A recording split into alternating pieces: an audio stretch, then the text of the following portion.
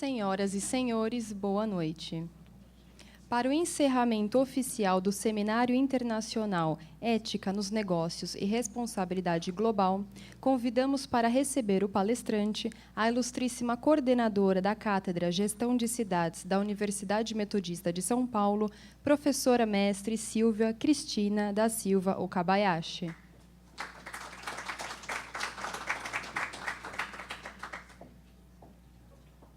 Para ministrar a palestra As Interfaces do Governo e da Sociedade para o Desenvolvimento Sustentável, convidamos o palestrante, professor mestre Hugo Penteado.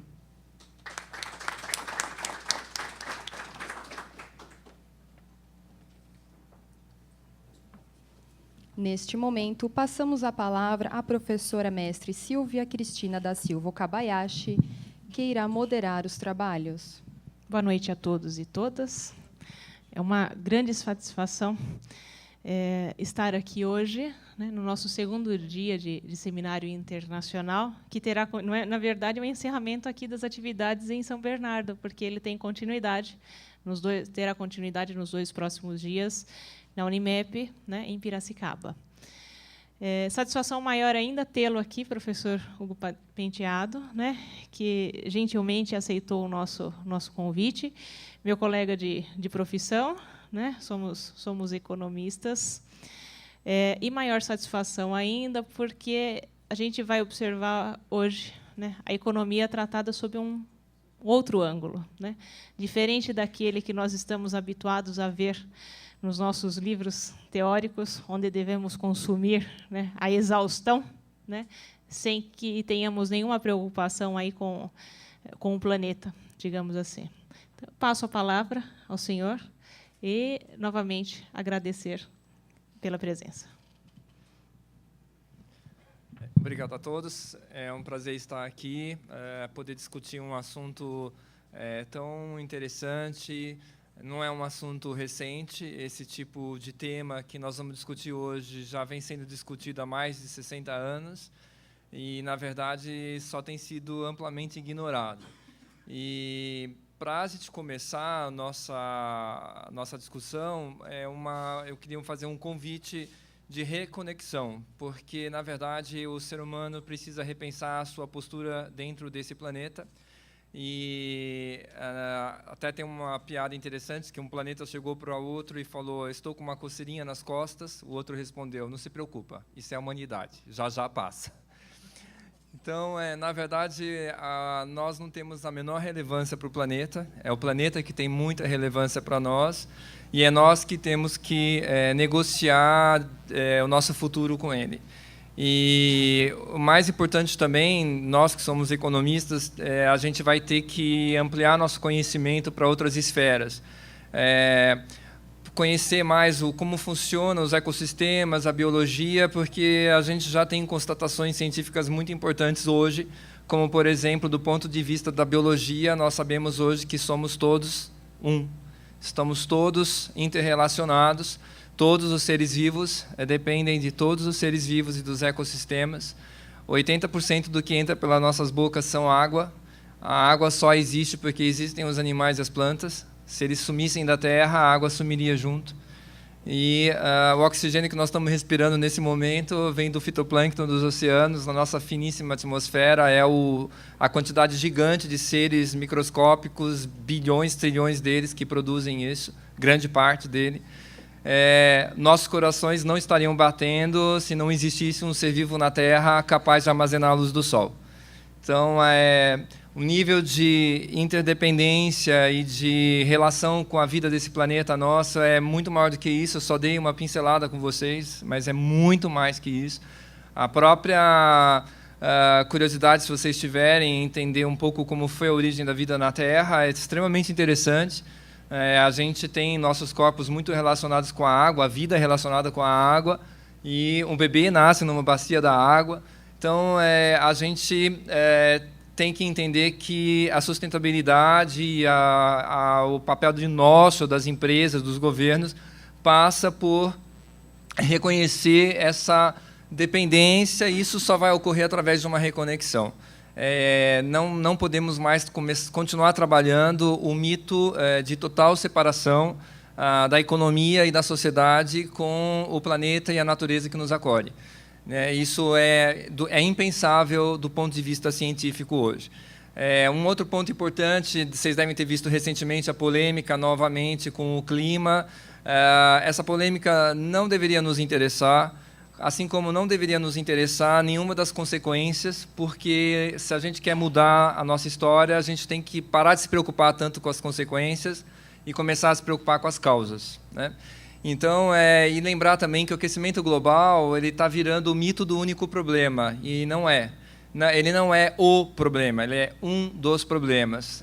Do ponto de vista científico, praticamente inegável, não tem assim grandes dificuldades em relação à constatação de um processo antropogênico, ou seja, causado pelo ser humano, que, com certeza, está trazendo problemas. Tem até um exemplo da NASA que eu posso dar para vocês, que nos anos 60, comecinho dos anos 70, a NASA resolveu mandar uma sonda espacial para investigar a vida nos outros planetas do Sistema Solar.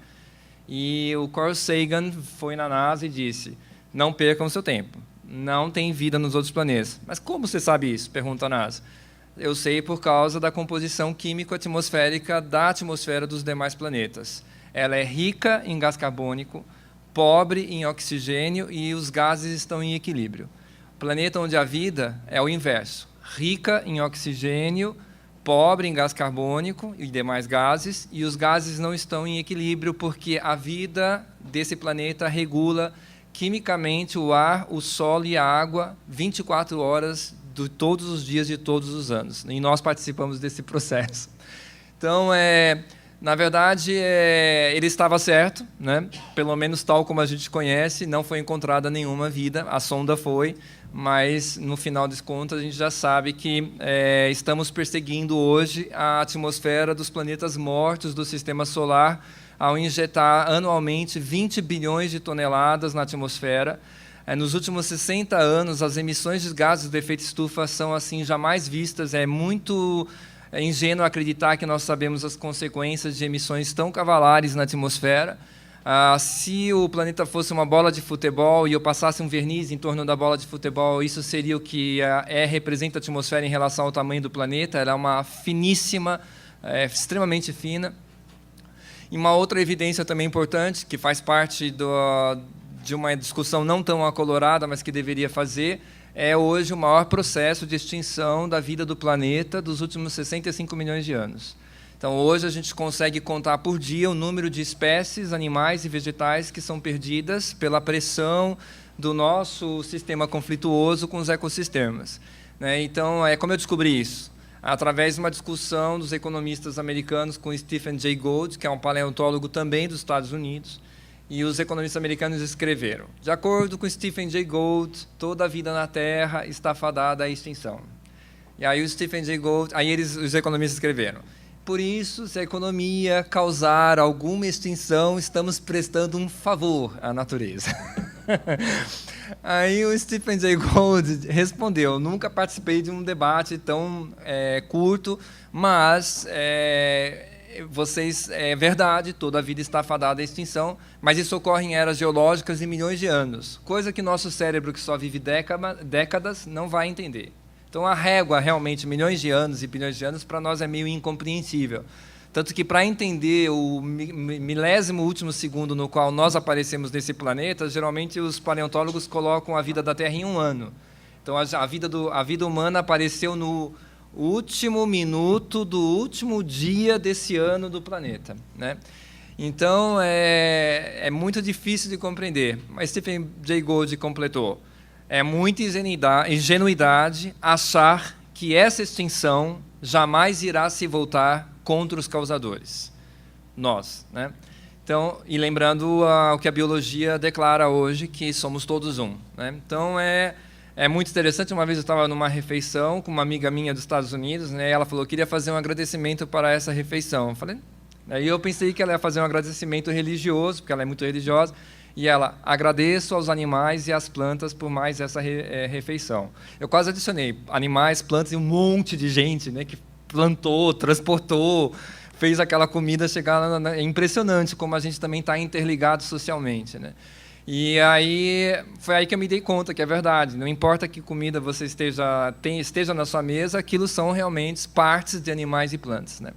Então, para vocês entenderem como que eu cheguei nessa trajetória como economista, eu me incomodei na hora que eu estudei economia com o mito de separação. Então eu pensei, bom, como pode os modelos econômicos estarem tão separados das variáveis sociais e ambientais, né? Muito matematizados, etc. Nem gosto muito dessa teoria muito matematizada, eu gosto mais dos autores que são mais descritivos do que essa matematização total, né? E porque, para mim, como explicação da realidade, a maior parte das vezes fura. E como economista em banco, eu posso dizer aqui que as projeções não me ajudam em absolutamente nada. Nada substitui uma boa análise qualitativa dos fatos e a evidência histórica. Muito do que nós estamos vivendo hoje, de crises, etc., tem uma evidência histórica muito grande. Então, tem autores muito importantes como Rogoff, Carmen Reinhardt, Kinderberger, Minsky. Então, são caras que escrevem sem muito detalhamento. Então, essa separação também me fez perguntar, não, alguém deve ter percebido isso antes de mim. Então, foi quando eu conheci o Nicolas Georgescu Roegen, que foi um economista importante. Ele nasceu em 1906, morreu em 1994. Ele era romeno, naturalizado norte-americano. Ele foi um importante expoente da teoria econômica tradicional, e aqui a gente faz uma distinção, né, entre teoria econômica tradicional, que é uma economia que ainda está caminhando na direção do que poderia ser uma economia mais sistêmica, que seria a economia ecológica. E ele foi um importante contribuidor para essa vertente aqui. Foi endeusado pelo Paul Samuelson, foi endeusado por muitas pessoas, mas até o dia que ele desferiu a crítica ao pensamento econômico tradicional do ponto de vista epistemológico. É um outro tema que a gente vai tratar, que a epistemologia estuda a origem das ciências. E aí ele identificou um erro epistemológico na teoria econômica tradicional e irrefutável. Ao invés dos economistas aceitarem a crítica e discutirem, eles resolveram enterrá-lo vivo, né? Então ele passou a ser ignorado e foi um grande dissabor para ele, para o resto da vida dele.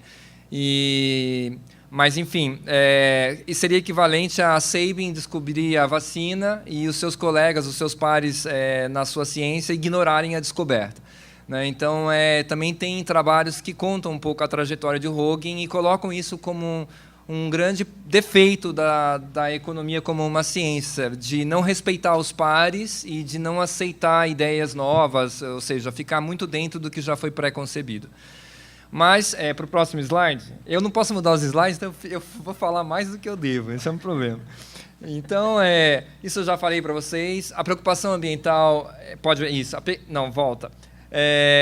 Pequena história do nosso pequeno planeta, às vezes eu gosto de falar um pouco, acho que eu já dei um pouco de detalhes, mas vale a pena só contar o quão milagrosa é a vida, né? Porque a Terra, quando ela se originou, ela era uma rocha seca, passou durante bilhões de anos sendo bombardeada por cometas, que são em grande parte feitos de água. Gente, é um mistério tão grande a vida que é surreal. O nosso corpo é feito de carbono. Carbono, na tabela periódica, foi um átomo decorrente do hidrogênio. Como que surgiu o carbono? Quando, no início do universo, há 15 bilhões de anos atrás, o hidrogênio juntou e formou estrelas gigantes de hidrogênio que explodiram, e aquela fornalha nuclear criou os novos átomos. Então, o nosso corpo é feito de átomos de carbono que foram produzidos lá no universo, 15 bilhões de anos atrás, nessas explosões de estrelas de hidrogênio. E, para completar, quando essa matéria agregou aqui na Terra, a água veio de cometas, bombardeamento contínuo de cometas. Ou seja, o nosso corpo é feito de átomos produzidos numa estrela de hidrogênio e água de cometa. Isso é surreal. Ou seja, na verdade, a gente vive um grande mistério, que é a vida. A vida, até hoje, a ciência não consegue explicar, né? E a água, o bombardeamento contínuo de cometas é porque a Terra está num dos lugares mais perigosos do universo, um cinturão de cometas e asteroides, né? E quando Júpiter surgiu, o próximo slide, Júpiter é gigante, olha a Terra como é pequenininha perto de Júpiter. Ele criou uma esponja para o nosso espaço, para o nosso sistema solar. Então, tudo que entra perto da gente, Júpiter, pelo seu enorme tamanho e gravidade, absorve. Então, Júpiter criou paz cósmica para a Terra. E propiciou a possibilidade de haver vida. Nós só estamos batendo papo agora porque Júpiter existe. Agradeço a eles, porque se não fosse eles, a Terra seria um verdadeiro inferno bombardeado continuamente por cometas e asteroides, como ele é, né? Só entrar no site da NASA, vocês veem essa situação corriqueira lá, a nossa esponja, né? Então, o próximo slide, a gente já vai entrar um pouco naquilo que tem muita coisa que a gente pode fazer, tem muita a gente sabe hoje que a tecnologia humana, a mudança de hábitos é suficiente para regular o nosso impacto na Terra com a população atual, que acabou sendo muito grande, 7 bilhões de pessoas, ou seja, é um número grande de pessoas. A maior parte dessas pessoas vive em condições horrorosas, a gente sabe disso, existe uma desigualdade dentro dos países, entre os países, né? Existe muita miséria, muita fome. Então, assim, a gente sequer consegue imaginar como essas pessoas conseguem viver, mas o que está faltando mesmo é solidariedade, boa vontade, decisão política, ação social. Então, é para isso que só isso que está faltando. E mudança de valores, né? Mas como que começa esse conflito nosso, né? O que acarretou? Como a gente vive um mito de desconexão da natureza, então a gente não tem se preocupado com algumas coisas que nós fazemos. Então existe muita esperança de que, ao perceber isso, ao reconectar, a gente vai conseguir alterações muito grandes, né? Então, em primeiro lugar, o sistema econômico ele é um subsistema do planeta. Ele está dentro do planeta. O planeta é a entidade maior, né? Então, dentro do planeta, o que ele teria que fazer? Ele teria que copiar a natureza, ele teria que ser igual à natureza. Só que o sistema econômico em nós não fazemos isso. Então, como é que é a economia em nós? Linear. Extrai, produz, consome, descarta. Extrai, produz, consome, descarta. Extrai, produz... O negócio, a contaminação, a geração de lixo, a poluição é um fenômeno decorrente disso, né? Então, voltando àquele tema que a gente precisa atacar as causas e se importar menos com as consequências, uma das causas começa por aqui, né? Esse conflito, porque a natureza ela é circular, né? Ela reaproveita tudo. Então, quando, por exemplo, a gente fala de reciclagem, a gente entra numa questão de introduzir circularidade no sistema econômico.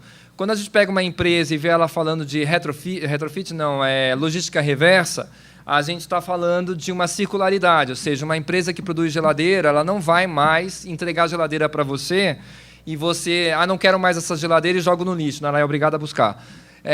A embalagem, não tem nesse negócio de deixar na sua casa. Alguém já teve oportunidade de comprar geladeira? É surreal. Né? Porque antigamente, quando eu era moleque, era só uma caixa de papelão. Eu não sei o que eles fazem. Agora é caixa de papelão, plástico, bolinha, não sei o quê. Mas é um negócio gigantesco. E o ovo de Páscoa? Pelo amor de Deus, na minha época era só um celofane. Agora é uma quantidade enorme de coisa. Então, nós estamos gerando lixo exponencialmente, né? E aí a gente criou esse mito, né? O mito do jogar fora. Então, vamos imaginar, por exemplo, só para exemplificar, que essa sala é nosso planeta, né? E que nós estamos aqui, a sociedade somos nós, a economia são as cadeiras, tal. Olhei para aquela porta, vi Júpiter, e eu vou jogar meu celular no lixo. Tá? Acabei de jogar o celular no lixo no planeta Sala. Então, não existe o jogar fora. É um mito, é um enorme mito. Todo o lixo, poluição, contaminação que nós estamos gerando fica aqui conosco, né? Então, isso precisaria ser eliminado. Outro caráter importante é que o sistema econômico ele é degenerativo. Tem um exemplo muito bom que é do The Natural Step, que é a Terra, ela poderia ser um ovo. Um bom exemplo da Terra é um ovo. Uma casquinha fina, que é a crosta terrestre, e o magma incandescente dentro, né? Só tem uma diferença com o ovo, que essa casquinha fina, a crosta terrestre, é um monte de placa quebrada, né? Que está em movimentos umas com as outras, por isso que tem os terremotos. E o magma está... Então, essas placas estão em constante problema, né? Então, Então, na verdade, durante bilhões de anos, o metal foi acumulado nessa crosta terrestre, nessa casquinha. O que o ser humano faz? Tira o metal da crosta terrestre, joga no ar, na água e no solo.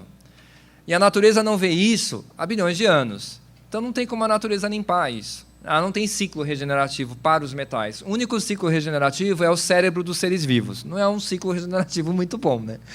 Digamos que não é recomendável acumular metal no cérebro, né?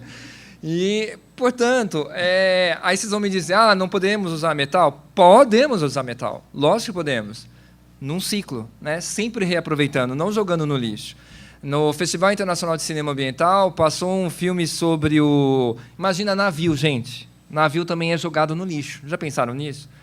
Então, eu tenho que jogar o navio no lixo. O lixo são praias na China. Né? E os chineses, eles desmontam esses navios praticamente com as mãos, com pouquíssimas ferramentas para aproveitar o metal e vender. Então, a praia, nem posso descrever o desastre que é isso. Né? Então, na verdade, tudo teria que ser reaproveitado, tudo teria que estar circular no sistema e aquilo que não aquilo que é degenerativo jamais poderia ser depositado no meio ambiente.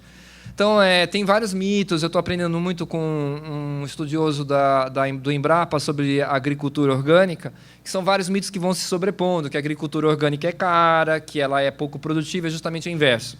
Então, aí você começa a ter estudos que mostram que ela é mais barata, mais produtiva, mais viável no longo prazo, porque o agrotóxico também é uma poluição, é um composto químico. Então, a gente também cria não sei quantos compostos químicos e vai despejando na natureza, que a natureza que tem ciclos formados e criados e gerados durante bilhões de anos. Ela não tem o que fazer com aquilo. É como se você pegasse uma rajada de metralhadora e atirasse contra um formigueiro. Eu li um exemplo desse, até gostei. Então, os químicos, né, essa é uma questão surreal. Então, o sistema econômico também é degenerativo, linear, para uma natureza que é circular, regenerativa. E um outro aspecto que não pode ser esquecido, o sistema econômico está sendo submetido a um crescimento infinito de coisas e pessoas, com um adendo. As pessoas estão se tornando muito mais materialistas.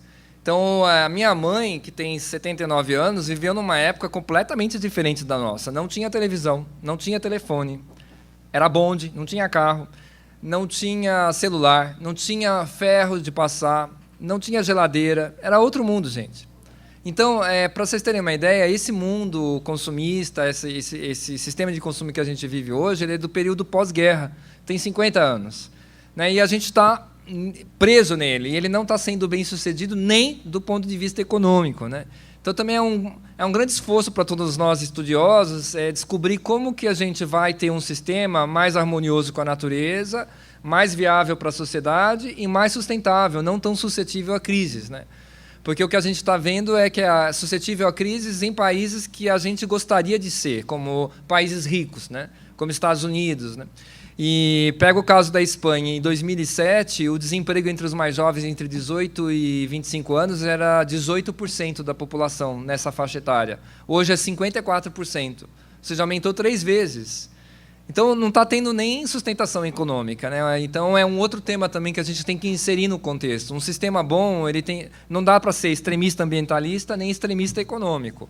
O extremismo ambientalista também é pavoroso, porque ele não enxerga as pessoas e não enxerga a economia. O extremista econômico, ele não enxerga as pessoas e o meio ambiente. Note que as pessoas não são enxergadas em lugar nenhum. Né? Então, os extremos não servem. A gente tem que ter um sistema que realmente dê sustentação. Esse é o grande desafio.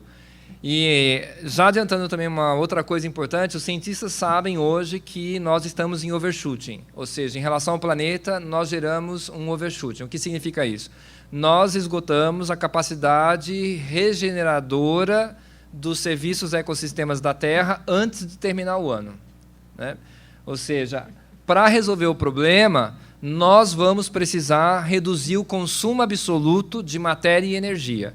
Aí a gente recai num outro problema, como separar o PIB do bem-estar e ambos do consumo crescente de matéria e energia, porque tudo à nossa volta é matéria e energia. Né? E aí energia é um grande mito, porque a gente desperdiça 73% da energia produzida nesse planeta. Que é um outro tema que a gente vai chamar a atenção, que é nós estamos vivendo não só a economia do consumo, mas também estamos vivendo a economia do desperdício e do descarte imediato dos bens. Né? Então, a ponto do Hogan ter escrito: se a economia crescente de descarte e desperdício continuar, seremos capazes de entregar à Terra apenas a vida bacteriana. Ele escreveu isso nos anos 70. Ele previu, com uma simples análise do funcionamento do sistema, o que a ciência está prevendo hoje, nos últimos 15 anos, né, que é o risco que aparece. Né? Então, voltando para o planeta Sala, ele é finito. Dá para ver perfeitamente bem. Então, vamos imaginar que, por exemplo, eu tenho 47 anos, dobrou a população aqui dessa sala. Então, tem 25 pessoas, entrou mais 25, 50 pessoas. Porque quando eu nasci, a população humana era 3 bilhões, hoje é 7. Né? E vamos imaginar que essas pessoas entraram com muito mais materialismo, porque o materialismo humano, desde 1970, cresceu 6 vezes mais rápido que o tamanho da população. Então, as pessoas que entraram decidiram que elas não precisam de uma cadeira para sentar. Precisam de 6. Então, vão entrar 150 cadeiras aqui. E o espaço é o mesmo, tá? O espaço não aumenta. Só que a nossa restrição não é o espaço territorial apenas, e sim o espaço que os ecossistemas precisam para continuar oferecendo para a humanidade os serviços ecológicos. Eu li num texto que são 22 serviços ecológicos, né? Purificação da água, filtragem do solo, filtragem do ar, clima, nem sei direito, polinização. Então, a maior parte desses serviços são fundamentais à vida. Né? Então, voltando para a nossa visão do mundo, e principalmente no pensamento econômico tradicional, é aquela visão linear, né? O sistema econômico parece que está flutuando no ar, né? Não tem muita conexão com inputs e outputs, né? É como se o bicho do economista não tivesse boca nem estômago, né? De onde vêm os recursos pouco importa, não tem intestino nem reto, né? Para onde vão os resíduos também pouco importa, está flutuando no ar, se disser que está em Marte está tudo bem, não vai mudar absolutamente nenhuma conclusão. E aí é isso que a gente precisa alterar. No próximo slide, essa visão, né? Essa visão precisa alterar. Então, um caminho, gente, esse negócio de economia verde, economia do meio ambiente e tal, esqueçam os nomes, capitalismo, socialismo, comunismo, esqueçam isso também, porque, na verdade, os modelos econômicos, onde foram implementados e sob quaisquer regime político, tiveram a mesma consequência. Opressão humana ou desigualdade social de alguma forma, com um resultado ambiental muito negativo. Né? Rússia, União Soviética, né? Agora esfacelou. Então, acho que o mais importante é que uma outra crítica do Hogan é que não conseguimos ter um modelo único para todos. Né? Então, cada sociedade... Ele descobriu isso quando ele voltou para a Romênia e quando ele tentou implementar as teorias que ele aprendeu nas melhores universidades americanas lá, e ele descobriu que tinha que rasgar tudo porque não servia para nada, e ele descobriu a primeira crítica que ele gostaria de fazer à teoria econômica, que não é universal. A teoria não pode ser universalizada. Romênia é um país pobre agrário e precisa de uma reforma agrária, em primeiro lugar, e depois estancamento do crescimento populacional, porque também é um país pequeno. Então, essa mudança de visão do mundo, aqui nesse gráfico, ela fica bem clara, porque a visão hoje é a economia mais importante que as pessoas mais importantes que o planeta. Sendo que é o inverso, né? O planeta é mais importante que as pessoas, e as pessoas são mais importantes que a economia. Na verdade, a economia depende das pessoas e do planeta. Né? Então, isso tem uma outra visão que não que os economistas falam isso explicitamente, mas é quase que uma derivação das suas teorias, é que a economia poderia ser maior que o planeta. Porque a economia o planeta é visto como um subsistema da economia, e não a realidade, que é o contrário, né? Que, na verdade, a economia que é um subsistema. Então, quem estuda microeconomia sempre vai estar vendo qual é a alocação ótima, né? No nível empresarial, etc. Para a macroeconomia, não tem nenhum estudo de escala ótima. Nenhum, porque ela não tem fronteira. A fronteira dela é infinita. Né? Então, a economia, na verdade, ela é vista como se fosse um sistema isolado, que não tem, que é aberto, um sistema aberto, isolado, como se fosse o próprio universo, praticamente. E tem um livro muito bom, eu não vou lembrar o nome, é uma coletânea de artigos de professores sobre esse tema. Depois, você me lembra, eu te passo. Que tem um artigo do Andrei Sechin, que é um estudante, e ele está justamente falando sobre isso e sobre o processo todo. Vale a pena ler o artigo do Andrei Sechin e do José Lida Veiga. Ele é curtinho, 20 páginas, mas ele dá uma fotografia legal dos desafios que ocorrem aí nessa área. No próximo slide, é isso. E o desenvolvimento econômico, eu não vou poder falar muito sobre isso, mas você sabe, né? O Banco Mundial acredita que a causa da poluição é a pobreza. Então, vamos enriquecer todo mundo que tudo estará resolvido. E não é verdade. Né? A maior fonte de poluição vem do conflito do sistema econômico com a natureza. Né? É aquela primeira slide. Né? Você tem um sistema econômico que é linear, degenerativo, infinito, dependente de um sistema que é o contrário, que é circular, regenerativo e finito. Sustentabilidade passa pela remoção desse conflito, desses 3 conflitos, né, desses 3 itens do conflito. O próximo slide... bom, isso a gente já sabe. São Paulo, gente, eu trabalho na torre lá do Santander, no 18º andar, eu olho pela janela e vejo o céu marrom, e a única coisa que me chama a atenção é que só eu fico abismado do céu ser marrom, porque até onde eu aprendi tem que ser azul. E é marrom, gente, é surreal, sabe? E o próximo é a produção de lixo. Essa apresentação fica para todos vocês, tá? Depois eu peço para a universidade entregar os slides para vocês. Produção de lixo gigante. A gente sabe que os Estados Unidos produz 31% do lixo mundial, né, com 3% da população do planeta. É um pouquinho demais, né? Termos per capita. Então, assim, se a gente copiar esse mesmo modelo, a Terra vira uma tocha incandescente. Carboniza tudo. Porque a gente, o que faz com que não tenha... eu não vou saber explicar isso, mas os ecossistemas eles se reequilibram. Se por acaso eles perderem o equilíbrio, uma das possibilidades é o planeta pegar fogo inteiro, né, por excesso de calor, né.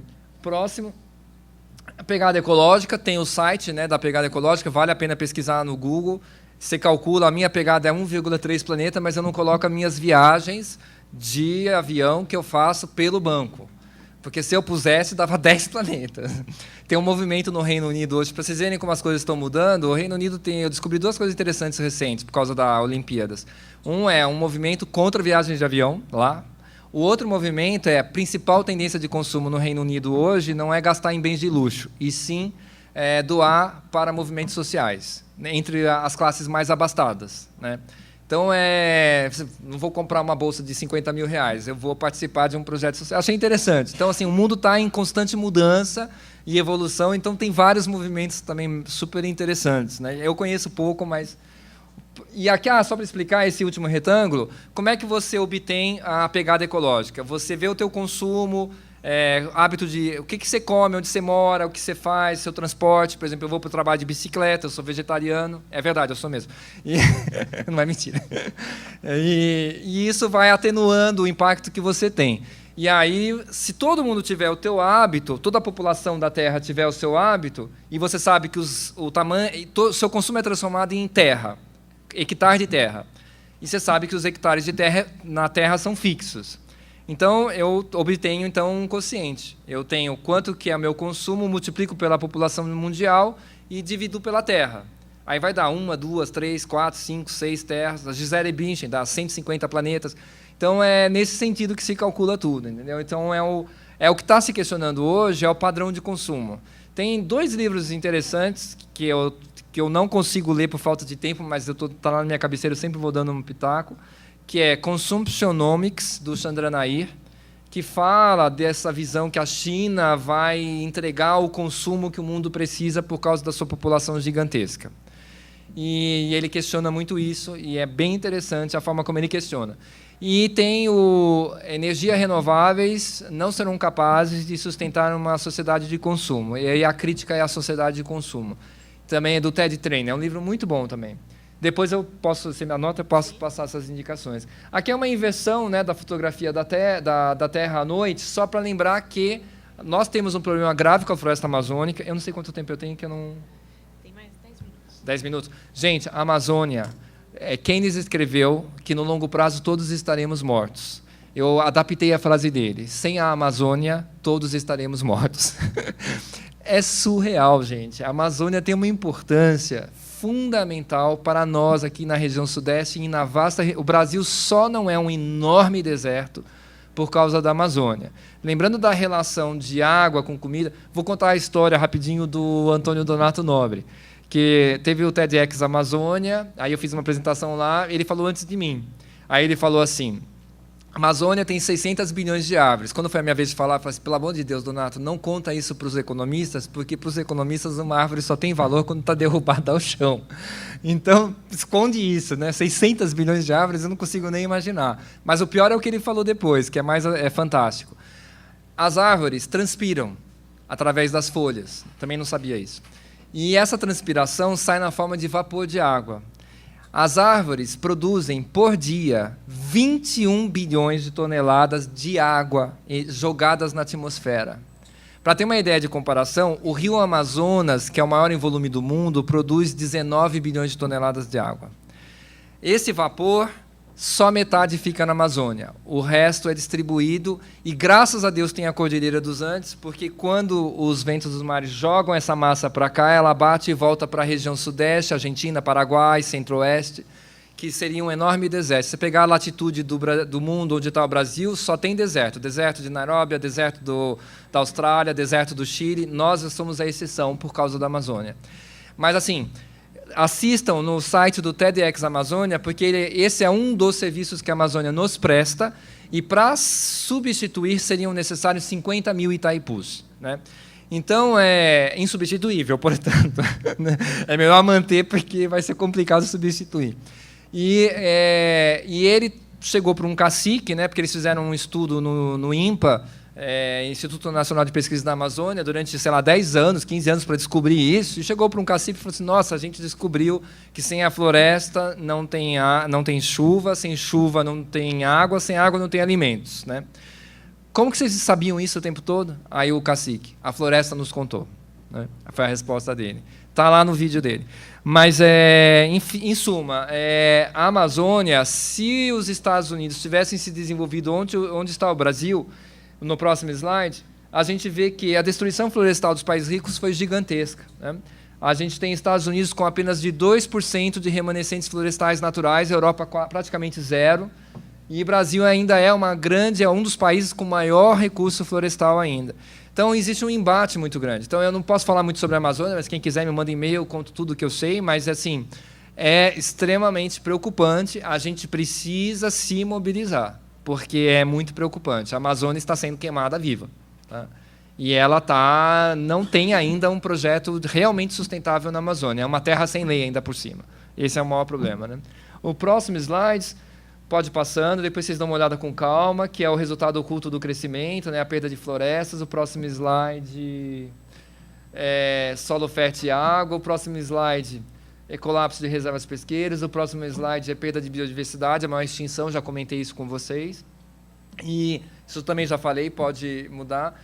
Clima, também não vou poder falar muito sobre isso, mas a gente está assim, correndo atrás do prejuízo, né? Esse ano, 2012, está com uma atividade solar muito forte, então esse clima completamente absurdo que nós estamos vivendo tem grande influência dessas explosões. Mas não é só isso. Nós temos hoje um fenômeno natural e antropogênico juntos.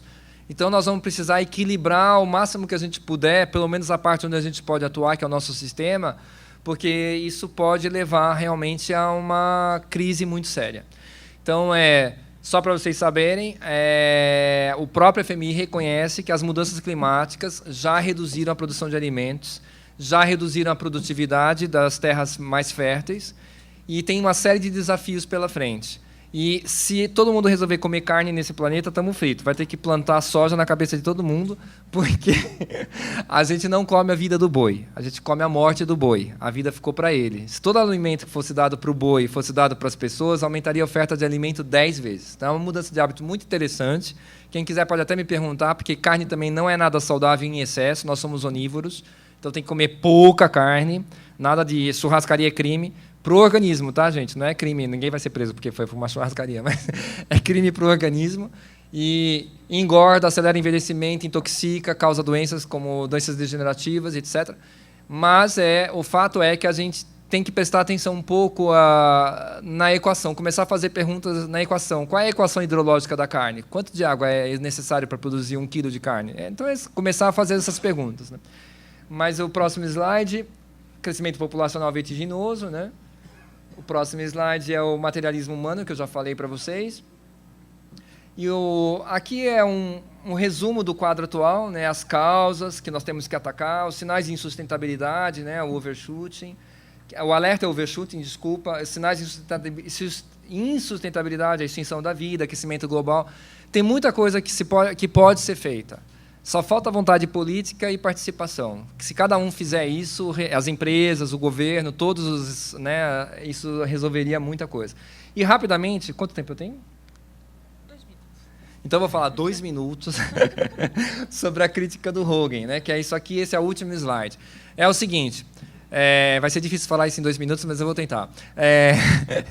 O Hogan, quando a economia estava para nascer, 200 anos atrás, o Alfred Marshall queria que a economia fosse uma irmã siamesa da biologia. Achava que o sistema econômico tinha muito mais semelhança com os organismos biológicos. Foi vencido, virou irmã siamesa da física clássica. E aí que começa todo o erro.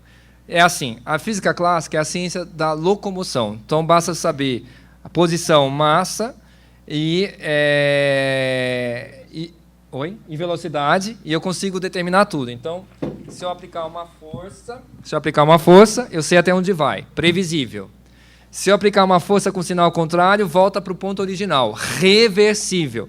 Mas o mais legal está aqui. Foi e voltou e não alterou a mesa. A mesa ficou igualzinha. Neutro para o meio ambiente. Tá? Então, os axiomas, os princípios de conservação de todas as teorias econômicas trabalham com a mecânica clássica. Então, o mito mecanicista leva à conclusão, dentro das teorias, que o sistema econômico ele é neutro para o meio ambiente. Eu posso passar um trator na Amazônia, basta dar marcha ré, nada aconteceu. Fica imaginando o trator voltando e as árvores pulando atrás. Então, na verdade, esse é o ponto. Aí surge também um mito importante, mito tecnológico. A tecnologia é a nossa tábua de salvação, mas se ela for redirecionada. Nós temos tecnologia para reduzir a pegada ecológica humana barbaramente, mas ela tem que ser usada nessa direção. Tem um livro muito bom chamado Technofix, Why Technology Cannot Save Us or Even the Environment. Porque a tecnologia não pode nos salvar e nem o meio ambiente. Né? Que é do Huseman. Eu também posso mandar essa... São 3 livros que eu estou adorando ler, mas tudo em pitaquinho. Né? Porque eu trabalho das 6 às 10 no banco, daí falta tempo para ler. Então, o mito tecnológico, ele criou a impressão que o meio ambiente ele é inesgotável. Então, essa é uma peça também do Ingredientes. Como é que surgiu esse mito? Com Robert Solow, Teoria do Crescimento. Ele escreveu: um dia o ser humano será capaz de produzir outros fatores materiais que não os da natureza. O capital produzido pelo homem, máquina, equipamento, é um perfeito substituto da natureza. Né? Aí os físicos responderam para Solow: Solow, temos uma péssima notícia para te dar. Tudo à nossa volta é matéria e energia. Para ter mais matéria e energia, eu preciso de mais matéria e energia. Portanto, não existem outros fatores materiais que não os da natureza. Para entender melhor a visão do Solow, vamos imaginar como é que é a cozinha do Solow e como é a nossa cozinha. A cozinha do Solow é assim: tem a pessoa, tem o fogão e o gás e a comida. Tá? Para o Solow, se eu dobrar a quantidade de fogão e gás e dobrar o fator... Aqui é o capital, o trabalho e o recurso da natureza. Então, para o Solow, se eu dobrar qualquer um desses recursos, eu dobro a produção. Então, se eu mantiver a mesma quantidade de farinha, ovos e leite, mas dobrar o fogão e dobrar o número de pessoas, eu aumento a quantidade de alimentos. Se preparem, nós vamos ter que comer fogão. Ou seja... não são perfeitamente substituíveis. Assim, se vocês começarem a pesquisar, vocês vão percebendo um erro atrás do outro por causa disso aqui, que está impresso na teoria econômica. Perfeita substitutabilidade. Né? E essas coisas são erros assim, descomunais. Então, finalizando, isso é um tema para vocês também estudarem, que também que justifica tudo isso, que a gente vê os governos todos obcecados por crescimento econômico. É um mito que eu chamei de neoliberal, mas esquece esse nome, mito social mesmo, esqueci de mudar aqui, que é todas as benesses sociais dependem do crescimento econômico. Tá? Isso não é verdade, isso está sendo negado por mais de 200 estudos. Crescimento econômico, crescimento do PIB não é relacionado a mais, nos países emergentes principalmente, que já estão importando essa tecnologia, com uma melhora de bem-estar, com situação social melhor. Então, isso é um tema também importante, porque isso justifica os dois lá de cima, né? Crescimento infinito e tal.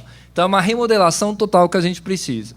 Então, no aspecto teórico, economia, a gente tem que discutir esses pontos. No aspecto pessoal e na vida profissional, a gente também tem que discutir esses pontos. Mudar hábito, mudar visão de mundo, mudar valores, que esse é o caminho que a gente espera que ocorra para a humanidade para lá frente. Nós todos, juntos, todos igualmente responsáveis. Obrigado.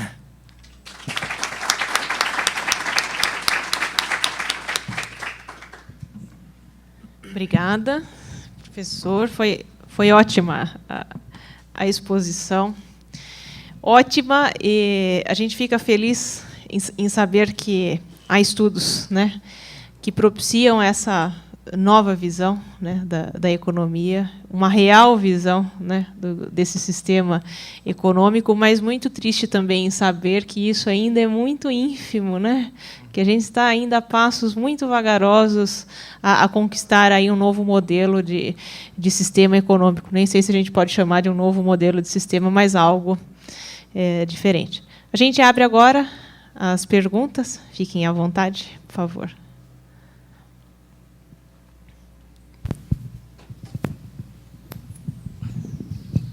Obrigado. Professor Hugo, meu nome é Souza, eu sou acadêmico do Programa de Pós-Graduação em Administração da Metodista. Quero parabenizá-lo, eu confesso estar estarrecido, jamais imaginei que um economista pudesse ter essa visão, e até questiono se o senhor de fato é economista, talvez só esteja com o nome. Bom, diante da sua farta explanação, rica, inclusive, pelos autores mencionados, me suscita uma preocupação muito grande. Qual seja, de todo o relatório econômico que eu leio, todos eles focam exatamente a visão tradicionalista que o senhor coloca. Partindo da premissa que todos os planejamentos governamentais tomam como base a visão economista, que, como eu estou dizendo, é tradicionalista, é possível, na sua percepção, uma reversão desse quadro? Olha, eu sou um economista que faço isso, né? Eu passo o dia inteiro acompanhando o mercado financeiro, não tem penetração nenhuma das ideias que a gente discutiu agora no mercado financeiro. A variável, o mercado financeiro ele é minimalista, ele olha poucas variáveis, volta e meia é atropelado por questões muito específicas, como o acidente da BP no Golfo do México, mas que foi um acidente mais por imprudência, né, porque poderia ter sido evitado, o que é mais estarrecedor, né, e teve um dano econômico gigante. Mas, na verdade, eu acho o seguinte, a gente não dá para ser nem otimista nem pessimista, a gente vai ter que ser persistente. A gente vai ter que tentar aumentar a percepção em relação a isso e acreditar que essas mudanças elas vão ganhar algum tipo de vulto ao longo do tempo, né? Pelo menos eu já senti uma mudança, porque eu não estaria falando isso hoje, nem trabalhando ainda numa instituição financeira, se não houvesse hoje já uma maior aceitação em relação a isso. Mas a mudança é muito difícil. Mas outra coisa importante que todo mundo tem que ficar bem alerta para isso, a mudança é inevitável. Quer a gente queira, quer a gente não queira, vai acontecer. Então, ou a gente realmente se prepara para essa mudança, estudando, formulando ideias que viabilizem a vida das pessoas de uma forma melhor, as empresas redirecionando, planejando. Aí não, ou vai ser uma coisa mais brusca. Então, eu vou tentar ser persistente, acreditando que talvez a gente consiga melhorar isso que você mencionou, que realmente é verdadeiro. Mais alguma questão? Professor, a gente... vai lá, por favor. Não, por favor, fique à vontade.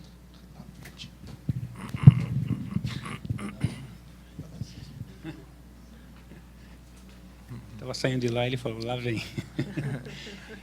Bom, Celso Maia, aluno do curso de pós-graduação.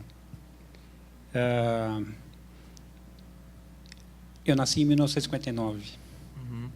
E aí eu tenho que contar uma pequena história. Lá pelos 10, 11, 12 anos, enquanto eu empinava meu pipa, que era papagaio, nem era pipa, era papagaio, empinar papagaio. Eu empinava o pipa na rua e depois levava o pipa empinado para dentro de casa, no quintal. Quando o vento era de norte para sul. Quando ele era de sul para norte, eu tinha que empinar o pipa no quintal. Isso é porque tinha um abacateiro frondoso. Esse abacateiro abrigava alguns milhares de pardais. Enquanto ele abrigava milhares de pardais, eu não ouvia falar de dengue, não ouvia falar de outras tantas doenças associadas a águas que ficam nos pratinhos dos vasos e daí para frente. A outra coisa relacionada aos pipas é que eu empinava o pipa na rua. E não tinha nenhum outdoor dizendo não empine pipa perto da rede elétrica. E aí hoje eu percebo que a rede elétrica aumentou tanto que a cada 4 metros na rua tem um fio atravessando tal aglomeração de pessoas no mesmo metro quadrado. E daí para frente. Eu também não ouvia falar, em 1970, na época da Copa, eu não vi tantos balões no céu em nenhuma outra época da minha vida como eu vi aquela noite, aquela tarde e noite. E aí acontece que hoje soltar balão é crime, porque causa incêndio. Mas eu ainda não ouvi falar de nenhum balão que causasse tanto incêndio quanto a menor das queimadas em qualquer lugar da nossa floresta. Então, essas coisas são muito polêmicas. Não é? E aí a gente vem para um seminário como esse, extremamente importante, e ele tem um fechamento extraordinário, porque, com extremo bom humor, a gente está ouvindo as nossas catástrofes. E é verdade. Não é? Se fosse fazer, com a licença de todos, uma pequena remissão, a gente ouve do desenvolvimento humano explorado pelo capital, a gente ouve que o capital precisa mudar o seu conceito de indicador para medir a perda e não o ganho, caso contrário a gente ruma para uma catástrofe, e depois a gente volta um pouquinho mais e vai entender que sem espiritualidade e sem amor vai ficar muito difícil modificar as coisas. Então, nesse momento, eu começo a me lembrar de alguns profetas do Apocalipse que utilizam as estatísticas e utilizam as pesquisas, dão as suas interpretações, e algumas delas causam um impacto muito forte em cada um de nós. E a gente se desespera, se desencanta, se anima, depende do momento psicológico e emocional de cada um. Não é? Posso mencionar, entre tantos, o David Icke, o louco britânico. Posso mencionar o John Zerzan e seu Surplus, o louco americano, certo? Posso mencionar o Alfredo Lucato e posso mencionar o Hugo Penteado. Então, estas coisas são extremamente polêmicas na nossa vida.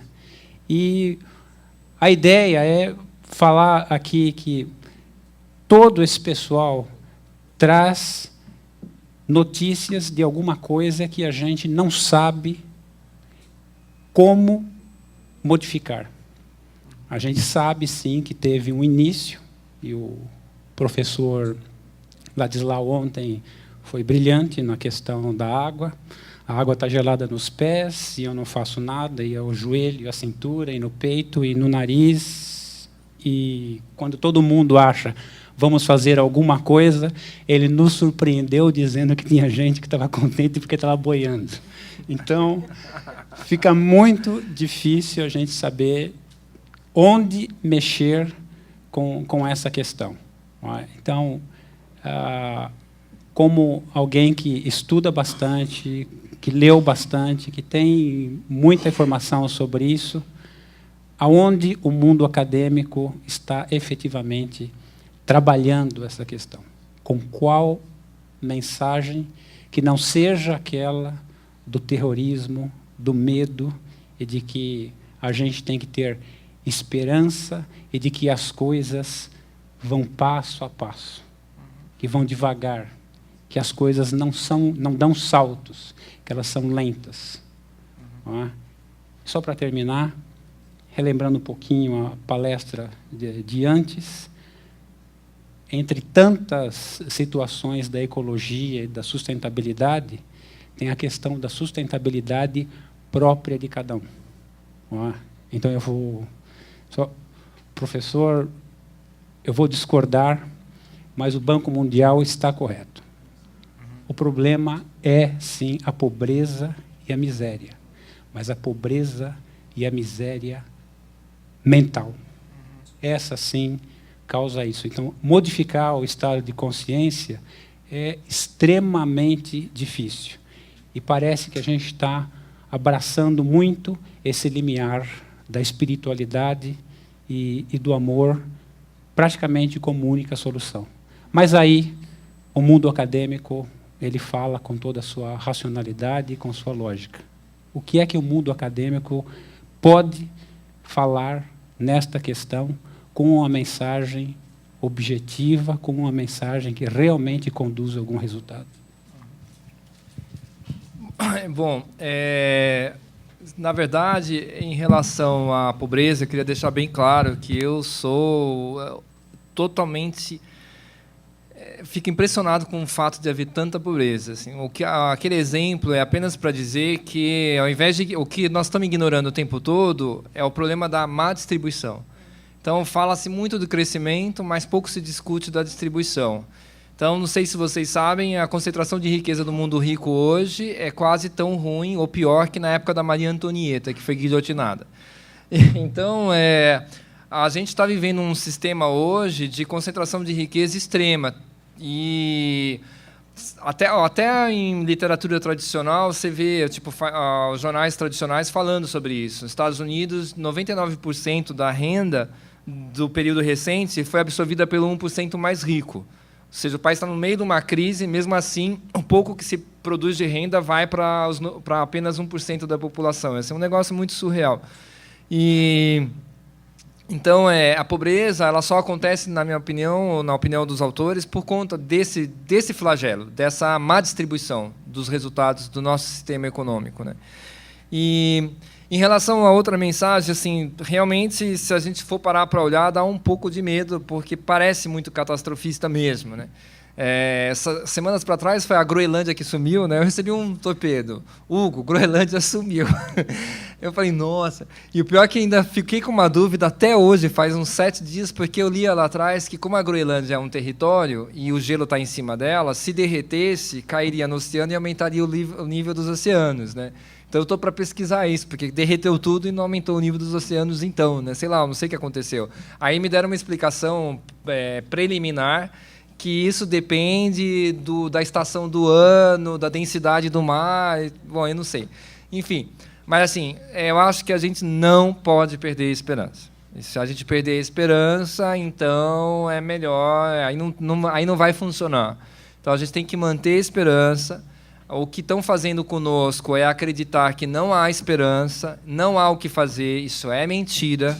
Isso é mentira de um sistema que passa o dia inteiro falando apenas do medo.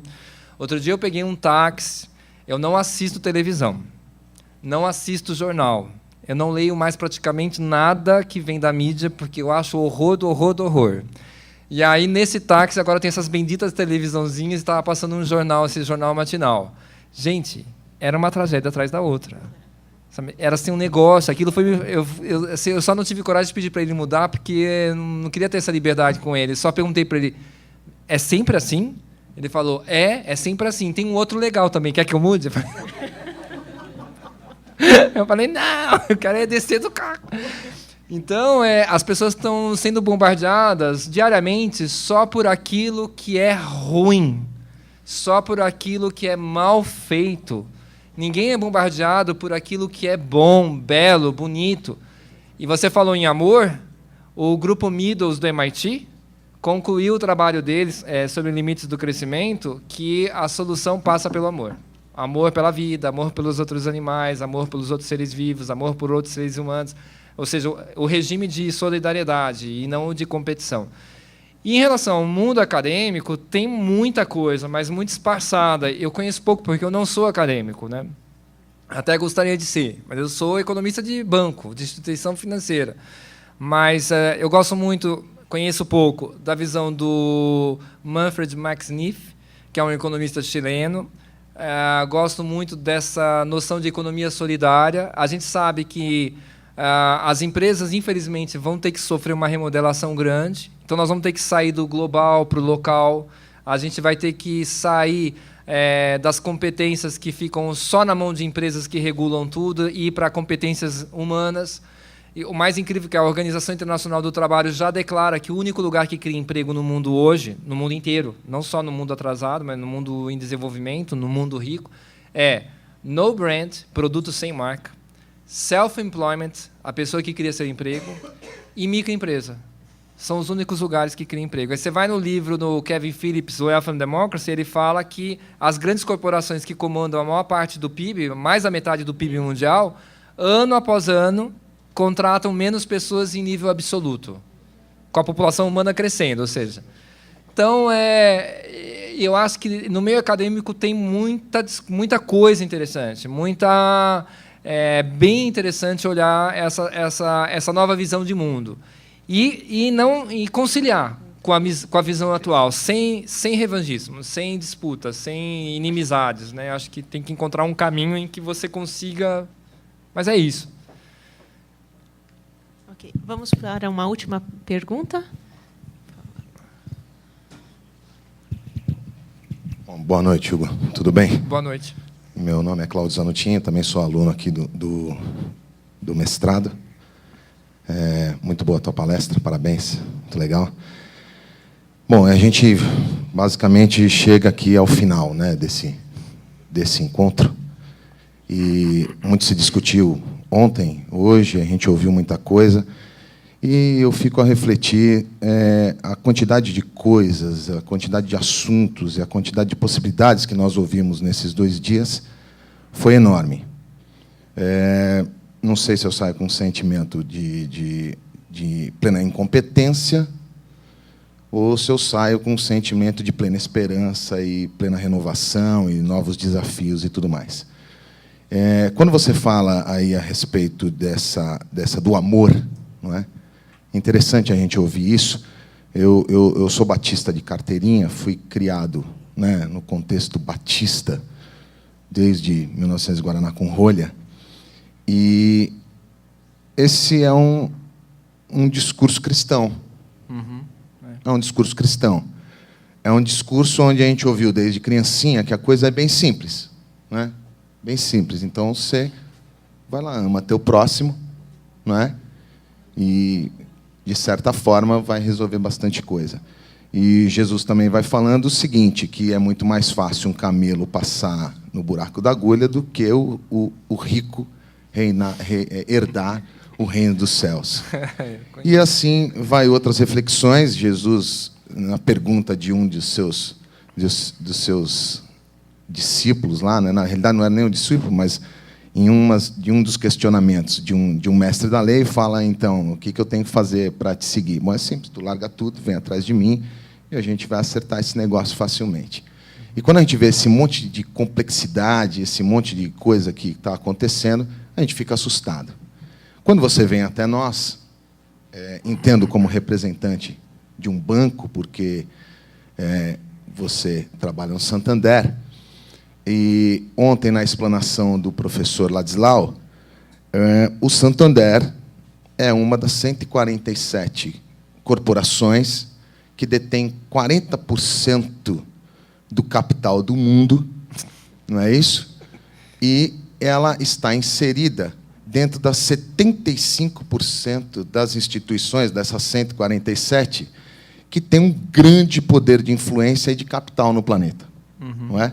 Então, a gente fica assustado, porque como que você entende esse discurso da distribuição de renda participando de uma organização com um poder tão grande, e como é que essa organização olha, não no discurso, vamos fazer junto, né, vamos passear junto, vamos dar as mãozinhas juntos e vamos melhorar o planeta, mas não nesse discurso, quais são as ações mesmo, quando você, de dentro dessa instituição, olha e fala, poxa vida, é verdade, até quanto o Santander, como instituição financeira detentora desse poder gigantesco que nos foi apresentado do estudo do professor Ladislau ontem, não é? Nessa intervenção que o banco tem mundialmente, quais são as ações que você, de dentro do banco, olha e fala, realmente, Quando eu olho para as ações do Santander, eu vejo que há a possibilidade desse banco com poder econômico tão grande mudar algumas condições dentro do planeta. Entendendo que a gente tem, do outro lado do oceano, um continente inteiro numa miséria desgraçada, e a gente continua nesse discurso, nesse discurso, nesse discurso, nesse discurso. Então, não queria te colocar na parede, obviamente, você não vai responder pelo banco, né? Mas eu queria a tua visão interna. Fala, olha, pessoal, existe mesmo uma ação que é par com parte do discurso. Olha, o tema é bem complexo. A pergunta é a seguinte: nós estamos dentro de um sistema que está muito amarrado, né? Então, você tem a empresa, você tem os acionistas, você tem o mercado está cobrando aumento de lucro de 20% todos os anos. Se você não entrega, você demite. Se você não entrega, a empresa é vendida para outra empresa, então tem uma fagocitação corporativa enorme. Então, na verdade, esse sistema ele ainda está muito fechado. Então, dentro desse sistema fechado, a gente consegue ver alguns avanços internos, que é, por exemplo, começar a discutir risco socioambiental no empréstimo que você faz. Isso tem influência muito grande.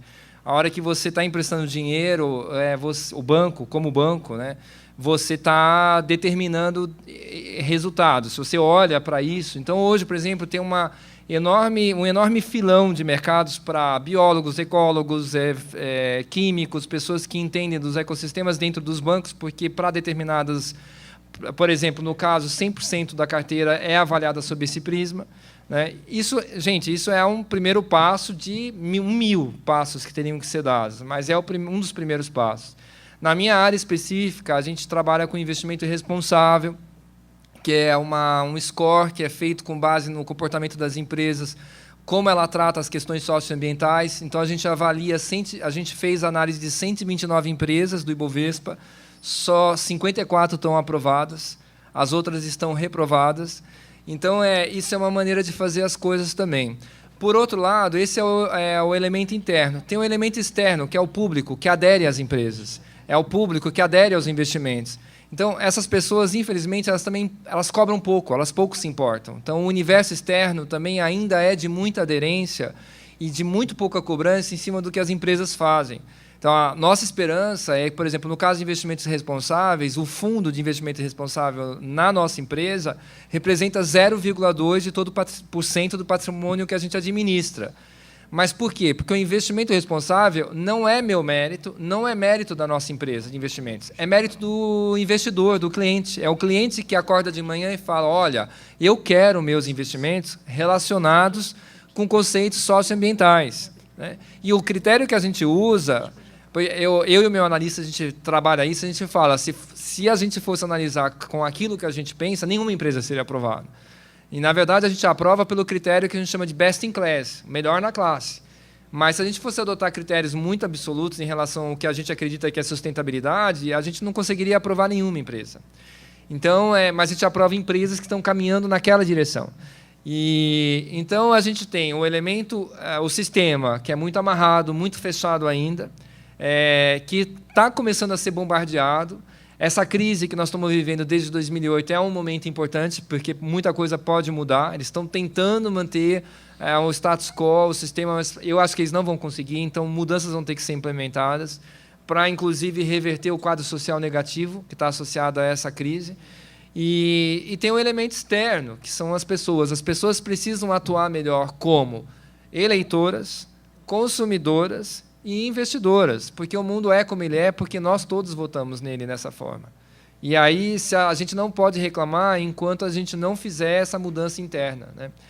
E aí mas isso pode acontecer de uma forma fora de controle, também não sabemos. A gente tem que ser humilde, que a gente não consegue entender como são os processos sociais atualmente em curso no planeta, sociais, culturais, os embates que estão ocorrendo, as mudanças.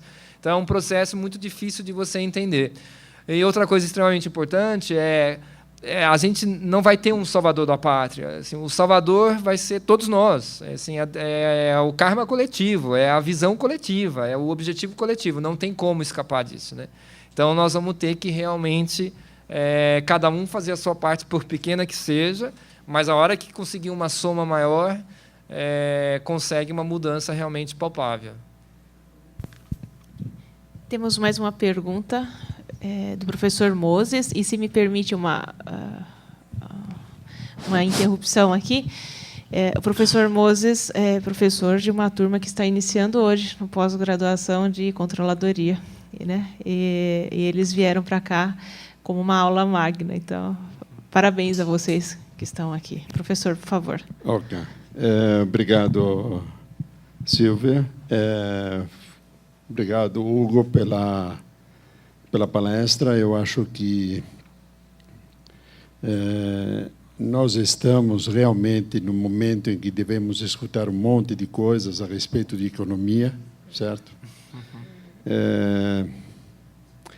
E eu acredito realmente numa coisa que foi falada aqui sobre o amor. Acredito que se esse sentimento mais forte não for levado com seriedade, nós realmente perdemos a Terra. Certo? Essa é a minha definição, assim, como final da palestra. Eu ministro a aula de análise de cenários macroeconômicos para essa turma de pós-graduação. E eu queria saber de você, assim, no final já, estabelecendo tudo isso que você falou, qual seria o cenário macroeconômico hoje, no mundo, possível de ser colocado em um bullet point, certo? Qual seria esse cenário hoje para nós utilizarmos aquela coisa chamada amor, certo? E podermos ir para frente, sem perdermos a Terra. Boa. Olha, eu faço cenário macroeconômico também. Eu não consigo colocar. Está muito apartado ainda, mas eu não sei. Eu acho que é o caminho da sustentabilidade. Então, é você sair muito da. Acho que você tem que abandonar um pouco a visão macro. Você tem que ir para a visão micro, a visão das locais. Implementar políticas públicas e privadas, mas muito multadas dos setores. Esse modelo, do jeito que está, ele não tem mais longevidade. Então, ele não serve. O modelo macroeconômico hoje só se discute se a China vai crescer ou não, se Estados Unidos tem resiliência econômica ou não, se a Europa vai conseguir resolver a crise da dívida ou não, se o Brasil vai ter aceleração do crescimento no segundo semestre. São os únicos temas que aparecem o tempo todo no cenário macro do mercado financeiro, onde se gira trilhões e trilhões e trilhões de dólares somente voltados em cima dessas variáveis. A gente sabe que isso aí é fumaça, que isso não vai mais perdurar. Então, eu sinceramente, não tenho uma resposta para que tipo de modelo irá fazer frente a esse desafio quando for necessário. Mas eu acho que a gente tem que começar a pensar nisso, desde já. E por isso que eu citei a economia solidária. E outra coisa também que é ponto pacífico. As aglomerações urbanas e as cidades grandes como São Paulo têm que se viabilizar. Elas têm que ser viáveis, elas têm que ser sustentáveis. Tem que mudar o sistema de transporte, tem que adotar a agricultura familiar, agricultura urbana. Vou contar uma história para vocês para finalizar. Duas histórias. A Grande Depressão dos Estados Unidos. Durante a Grande Depressão, a esposa do Franklin Delano Roosevelt, ela deu um exemplo fenomenal, a Leonor. Ela descobriu que a população estava passando muita fome. Aí ela decidiu fazer uma campanha nacional na época, com os meios de comunicação primários daquela época, avisando as pessoas, ensinando as pessoas a plantar a comida que elas iriam comer. E ela deu o exemplo, ela fez isso. Ela plantou a comida que ela ia comer, na Casa Branca. Ela fez toda a comida dela na Casa Branca. No final da Grande Depressão, 40% dos alimentos consumidos vinham dessas iniciativas de cada uma das pessoas nas suas casas. Tá? Aí, lógico que passou um tempo, isso, imagina, eu vou ficar produzindo na minha casa, se eu tenho um supermercado, isso é coisa de, imagina, eu vou fazer um negócio desse e tal. Então, esse é um exemplo. O outro exemplo é a Grande Depressão da Argentina. Como vocês sabem, a Argentina passou por uma crise e o PIB dela caiu enormemente, igual aos Estados Unidos na Grande Depressão dos anos 20. Mas só que a população argentina, que é muito bem educada, eles descobriram uma série de informações e conhecimento para fazer uma série de coisas na internet livremente. Isso um amigo me contou outro dia. Então, a depressão econômica ela é muito maior que a depressão social na Argentina. Eles se viabilizaram de alguma forma, apesar do sistema para eles ter completamente implodido. Então, há caminhos, sim. E não tem como não viabilizar cidades como São Paulo, porque se esse bolo populacional querer se espalhar, não tem mais para onde ir. Então, a gente vai ter que continuar aqui e a gente vai ter que se viabilizar, coletar água de chuva, reduzir consumo de matéria, energia solar, a gente vai ter que alimentos aqui mesmo, vem local, não precisa vir de longe, o que vier de longe é mínimo. Então, é transporte, serviços sociais, trocas entre as pessoas, as competências que as pessoas têm. E aí, para finalizar, eu vou contar uma história do Manfred McSniff, que é muito interessante, que ele deu o exemplo de 2 políticos, que um político chegou e construiu um monte de casa e deu para um monte de famílias pobres. No dia da entrega das chaves, todas as famílias que recebiam a chave choravam. Aí tem um outro político que, quando ele decidiu construir as casas, antes de construir, ele chamou as famílias pobres e perguntou para eles o que cada um daqui sabe fazer. Ah, carpinteiro, vidro, pedreiro, tá. E aqui, tem um terreno aqui para vocês construírem as suas casas. A parte de cada um de vocês está delimitada. Como é que vocês querem as suas casas? Vocês podem decidir como vocês querem as casas. Vocês querem virada para cá, virada para lá, com uma porta aqui, uma porta lá, porque as casas do outro político eram idênticas. Eles fizeram assim, em conjunto, em sociedade. E no dia da entrega das chaves, todos estavam extremamente felizes. Então, uma das coisas que falta à nossa sociedade é participação, né? Então, esse é o ponto. Hugo, muito obrigada. Obrigado a vocês. Pela brilhante apresentação. Ela veio a coroar, né, o nosso encerramento das atividades do nosso seminário aqui no dia de hoje. Foi muito bom te ouvir, né, e poder participar dessas informações tão importantes que, para nós, por vezes, são inacessíveis, né?